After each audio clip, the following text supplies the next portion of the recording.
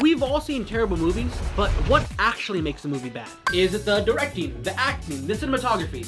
Those things can definitely hurt a movie, but most of the time, the problem starts at the inception.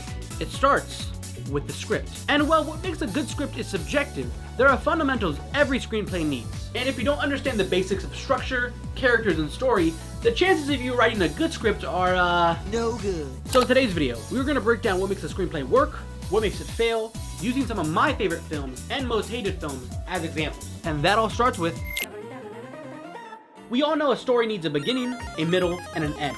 But what does that actually mean? To keep things simple, Act 1 takes up roughly about 25%, Act 2 takes up 50%, and Act 3 takes up the final 25%. Act 1 is where you establish the tone of your movie, introduce characters, and define an end goal. It starts with the opening image. The first thing you show your audience has to set expectations for the entire story. A lot of the time, how you open a film will parallel how you end it, but we'll get to that later. Your opening image should also hook the audience, whether it's through beautiful cinematography or a crazy action sequence. And from there, you set up your main character and any other side characters that are going to be along for the ride. But by the end of Act 1, your character needs to want something or be pushed towards change. That change is specific to your film, but it always comes from a call to action or inciting incident. Something that forces your character to make a choice. And that choice shouldn't always be easy. It's that internal conflict that makes the beginning of the story more interesting. Do I put on the mask and become a hero, or do I take the easy route and stay the same? If you choose the normal life, there isn't much of an interesting story there. But if we decide to take the leap of faith,